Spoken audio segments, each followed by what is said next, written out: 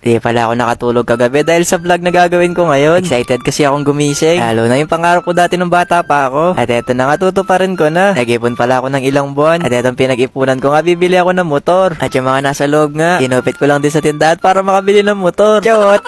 Ayaw nga magpabukas ng alkansya. Parang ayaw pa yata magpabasag. Pero bubuksan ko na din tong alkansya, lalo na special din tong araw na to. Eto palang perang nasa loob. Hindi ko kinupit yan ha. Yawat lang yung kanina.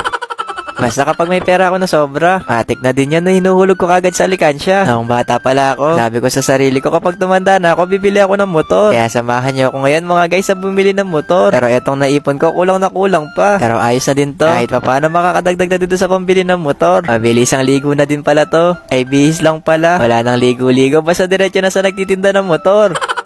Bago nga ako umalis ng bahay, nagpaalam na muna ako kay mama. Sabi ko, ay pupuntahan lang ako. Hindi niya ata alam, tinangay ko na yung mga pera niya sa tindahan. Charot! Nag-commit lang din pala kami ni ate. Ang swerte nga namin ngayon kasi nakaupo kami sa minibus. At bago nga ako bumili ng motor, pumunta na nga muna ako sa malapit na bangko para kumuha pa ng pera. Di ba kasi sapat yun na ipon ko? Pero gusto ko na talagang bumili kaya ginalaw ko na dun yung savings ko. Ayoko pa sana pakialaman yun. Lalo na yung savings ko para sa future natin yun. Pagkatapos ko nga makakuha ng pera sa bangko, yung sunod ko nang pupuntahan yung nagtitinda ng motor. Nadaanan ko na to nung isang araw. Kaya alam ko na din kung saan ako pupunta. Ang dami nga motor dito. Kaya kapag nandito ka na, ang hirap din pumili. Pero kung ako talaga yung papapiliin, ganitong motor talaga yung gustong gusto ko. Pero syempre mas gusto kita. Hindi yun, chawot.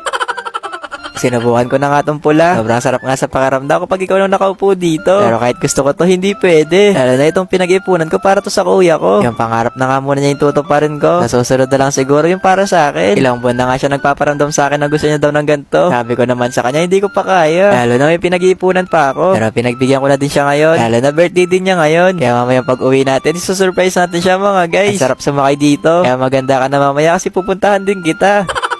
Na makapili na nga ako ng kulay ng motor. Nagbayad na din ako sa loob para mauwi ko na yung motor. Excited na ako kasi mauwi yun. At excited na din ako sa magiging reaksyon niya. Pero bago nga ako umuwi, iniram ko na nga muna sa kanila yung susi ng motor kasi ilalagay ko to sa loob ng cake. Nabutan ko pa nga dito yung mga solid supporters ko. Lagi daw sila nanonood ng vlog. Masaya nga nila kasi matagal na daw sila nag-aabang. At syempre maging ako din. Masaya din ako sa tuwing nakikita ko yung mga nanonood sa vlog ko. Lalo na yung mga solid na sumusuporta. Dahil din sa inyo kaya ako nagpapatuloy. Eto na pala yung napili kong cake. Dito ko na din pala sa loob. Pinaayos yung susi. Ang ginawa nila dito, pinasok nila yung susi sa loob ng cake. Kaya mamaya hihilahin niya na lang to. Bumalik pala ulit ako sa nagtitinda ng motor. At nagpala na rin ako sa kanila para makauwi na. Bago nga ako umuwi, tinawag nga nila si Charot. Andito nga daw sila kasi nagtitake sila ng board exam. Kaya good luck natin sila mga guys. Sana makapasa sila. Sumama na din pala sa amin si ate. Ireregalo ko na siya kay Bokyo. Charot!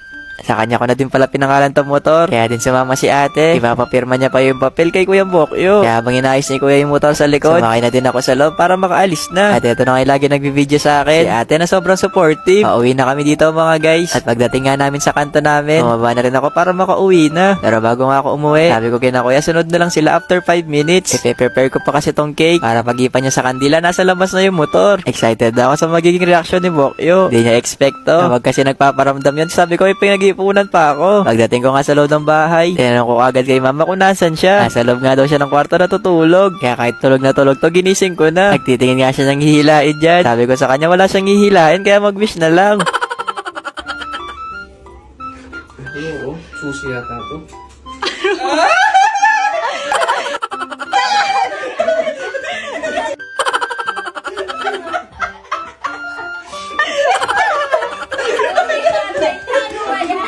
Sabi ko naman sa inyo, pangarap niya yan. Kaya na makita ko na kay motor na nasa labas. Lumabas na din ako para makita niya yung regalo niya sa birthday niya. Tuwang-tuwa nga si Bokyo. Wala nga din daw paglagay niya saya na nararamdaman niya ngayon. At eto nga, pumirma na siya sa papel para malaman din niya na sa kanya talaga yung motor na yan. Ayun lang. Bye-bye! Update ko lang pala kayo. Binaha na kami dito sa loob ng bahay. Kaka it's been raining in Pampanga nyo. Binagyo na kami dito sa Pampanga.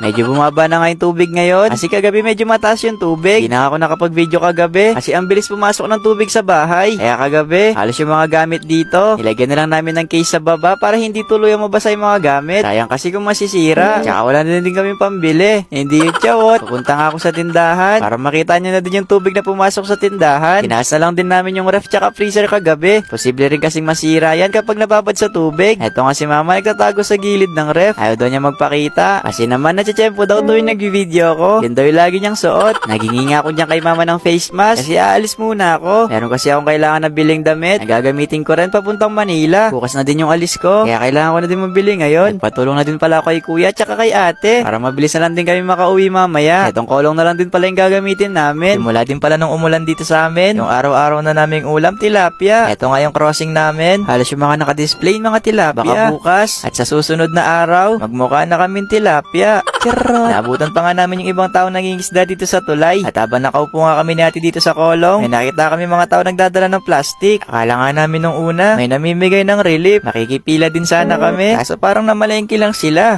Chawot. Una nga namin pinuntahan ni ate dito sa Ukay-Ukay. Kailangan ko kasi na red na jacket. Christmas time kasi yung pupuntahan ko sa Manila. Kaya kailangan ko magpula. Kasi isasabak din ako sa sabong. Chawot. Dito na din pala kami unang pumili. Kasi ang daming jacket dito. At saka mas makakamura pa kami. Nung isang araw nga, habang bumibili kami ng ukay ni ate, tumatawad kami. Sabi na nga namin, kung wala na bang mas mumura dun sa paninda niya. Pero yung ending, minura lang kami nung nagtitinda. Chot! Wala nga kami masyadong mapili ngayon. Kaya naganap na lang muna kami kung saan pwedeng bumili. Kaya naganap ulit kami kung saan kami makakahanap ng masusuot. Binalikan ko na nga yung mga kaninang gusto magpa-picture. Sabi ko sa kanila, balikan ko sila pagtapos namin makabili. Kasi kung makakapili sana ako kanina, ipapalaundry ko na din sa kanila. Charot! Kanina pa nga namin hinanap si Kuya Bokyo. Andito lang pala siya kumakain ng siomay. Dito na daw siya nag-almusal. Kasi di daw siya nakakain kanina. Di rin naman ako nakakain kanina. Kaya nangingi na lang ako ng isang siomay. Pagtapos nga namin makakain ng siomay, naganap ulit kami ni ate ng pulang jacket. Baha na rin pala yung tulay dito. Chot! May tubig na talaga dyan kahit hindi umuulan dito sa Pampanga. Dumaan na nga muna kami sa simbahan ng San Fernando. Sarado nga ngayon yung simbahan. Kaya dito na muna kami sa labas. Kapag talaga nagkakaroon ako ng oras, dumadaan kami ni ate dito. Medyo paambon na nga ngayon. Wala pa naman kami nadalang payong. Habang naglalakad nga ako dito, kumakaway sa akin yung mga green man. Chot! Nakakulay green kasi sila. Kaya tinawag ko ng green man. Hinahanap nga nila kung may dala daw akong iklog. Demiretso na nga muna kami dito sa loob ng mall. Para dito na lang din hanapin yung susuting kong damit. Doon na nga sa kabila dumaan yung kuya ko. Kasi parehong papunta naman daw sa taas yon. Nagtanong na nga lang kami sa sales dito. Para agad na rin kami makauwi. Kaso heto na nga lang daw yung available jacket nila. Kaya naganap na lang ulit kami. Habang nagsiselfone nga ako dyan, nag-react ng heart yung crush ko sa my day ko. Kaya napadaan na din ako sa mga pang baby na damit. Kaya advance ko na tong pamimili. Kasi doon din naman mapupunta. Kumuha na nga muna ako ng stroller. Favorite ko yung color blue. Heto na lang din yung kukunin ko. Pero chawot lang. Hindi pa pwede. Masyado pa akong bata. Saka ako nabibilin yung mga yan. Kapag meron na talaga.